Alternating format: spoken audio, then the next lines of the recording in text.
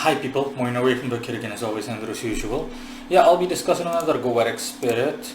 It's going to be goetic spirit number 66. I recite Cimejes or Kimaris. The 66th spirit is Cimejes or Kimaris. He is a marquis, mighty, great, strong and powerful, appearing like a valiant warrior riding upon a goodly black horse. He ruleth over all spirits in the parts of Africa. His office is to teach perfectly grammar, logic, rhetoric, and to discover things lost or hidden, and treasures. He governed 30 legions of internals. It's a typo, it means infernals. And his seal is this, etc. So yeah, let's dive right in. Let's start off with his planetary alignment and attributes first. Cimeres, I'll be using the latter name for convenience's sake, Kimaris. Kimaris is Jupiterian. He corresponds specifically to the zodiac sign Pisces, 21 degrees in Pisces to be precise and or exact. And the highlighted aspect of his nature is that he has an uncanny ability for detecting deceit in others. So that is his specialty. He is capable of detecting anything that warrants deceit in a clairvoyant-like manner or in a clandestine manner. One of the two or both. The latter, both. All the while being open himself. He's all the while being honest himself. He also has a considerable Martian influence. I'll get to that later on. Specifically Aries influences, so referring to the zodiac sign Aries. Now, in relation to his specialties that are mentioned, that he teaches grammar, logic, rhetoric perfectly, and that he can discover things lost or hidden and treasures, no, that's not correct.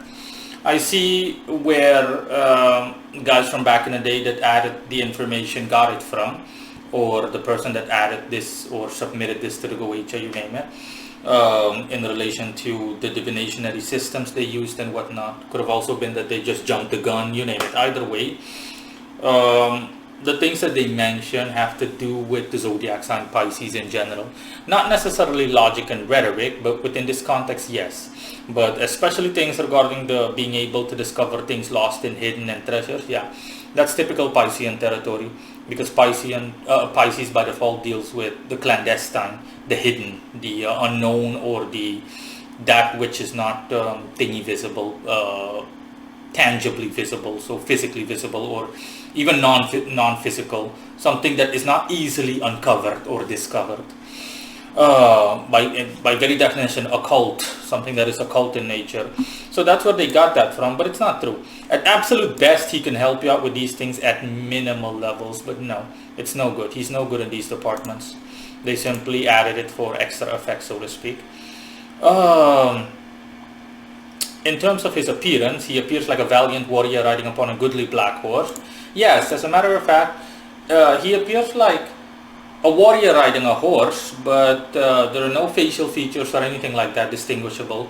I mean, yes, if you were to implore him to take on visible facial features and whatnot, then yeah, not an issue. But I didn't do so because I didn't feel the need to do so. So just by default, he appears as the aforementioned, a warrior riding a steed, but there are no thingies visible. Think of the silhouette of a warrior riding a steed, like the shadow of a warrior riding a steed. And of course, I understand where the appearance comes from. It aligns with his personality. It aligns with his nature as a whole. So literally just think like a warrior riding a steed without actually seeing anything. No facial features, nothing. It's just the silhouette. It's like a warrior riding a steed, like a knight, a cavalryman that's hiding in the dark, and you're only seeing his silhouette like that. He's also quite wary in the sense that he is distant, and compared to all the other goetic spirits that I've summoned, he's the only one that I can remember, honestly. And all the goetic spirits that I've summoned lately, out of the handful that I've summoned, he's the only one that like literally keeps himself completely in the background, strong silent type. And it was only after I really was like, okay, where are you? Let me see you. that I saw him, but he really kept himself hidden in the background, and he does that by default. He barely even spoke for the duration of the time that I interacted with him. He barely even spoke. I think in total he spoke 3 words or 4 words, and that's it.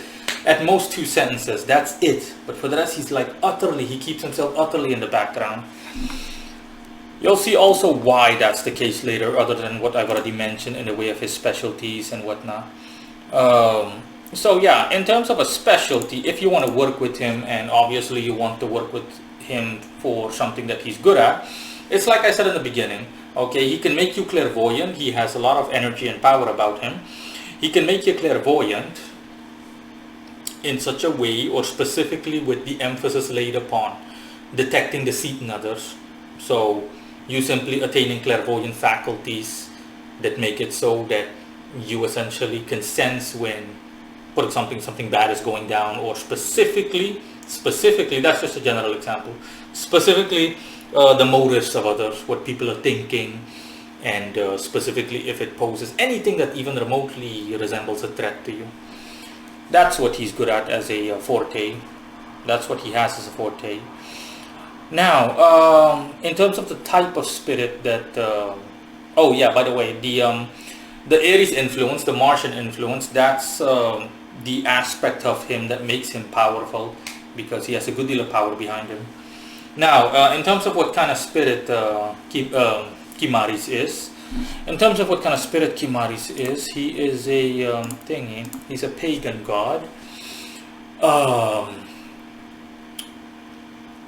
He was, I want to say, actively worshipped. Yeah, he was actively worshipped approximately between 1096 AD, so Anno Domini, so just plain 1096, and the 13th century, around that time. Okay, and his worshippers consisted of soldiers that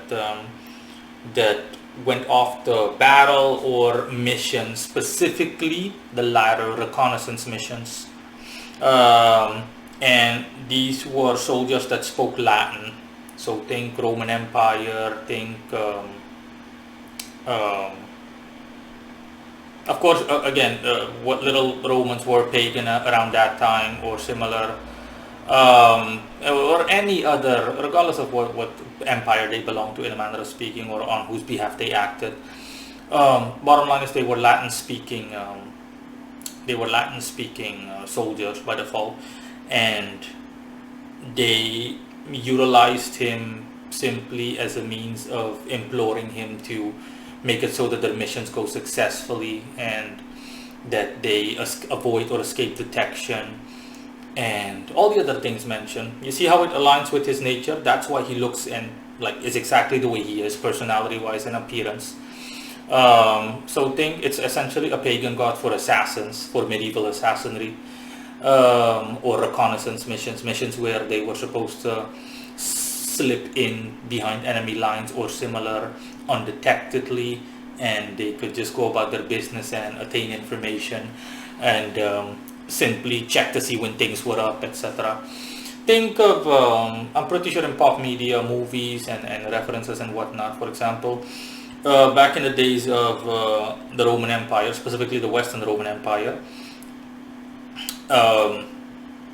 they, for example, carried they usually had for example, an emblem or similar, or a small figurine that represented a certain god, The same way that, for example, the Romans, pagan Romans, they worshipped Aries as a zodiac sign, but specifically Aries converted to Mars. So they simply went like this, for example, Mars, give me the strength to win this battle, yada yada yada, blah blah blah blah, similar like that. Okay, so that's similar to what happened here. So you can imagine it's like Kimaris, Cimejes, grant me the strength to carry out this mission successfully, go by undetected, and let me have the strength to, in case I do get detected, to destroy or do away with and assassinate anyone that detects or knows of my location, position, and all of that stuff.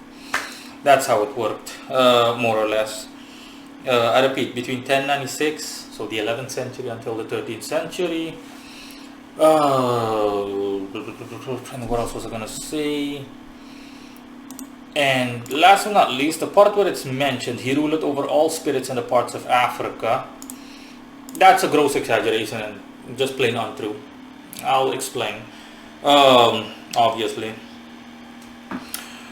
the thing is that the soldiers, 90% of the soldiers that were dispatched, well, 90% of the Latin-speaking soldiers, okay, because the Latin speakers also introduced Kimaris or Cimejes or Cimejes to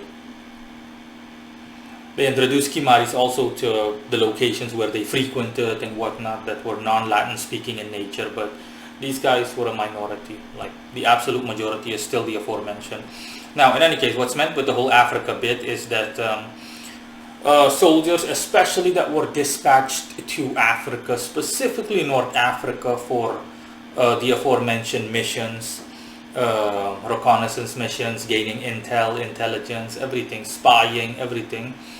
That's the reason why that is mentioned. So that's what they mean by that. It doesn't rule of spirits in the part of Africa, not at all. It simply meant, just like I said, okay, the majority of soldiers that worked with him, they or implored him to help them, so metaphorically worshipped him in a manner of speaking. They were shipped off to Africa to gain intelligence and to survey and the land and all of that.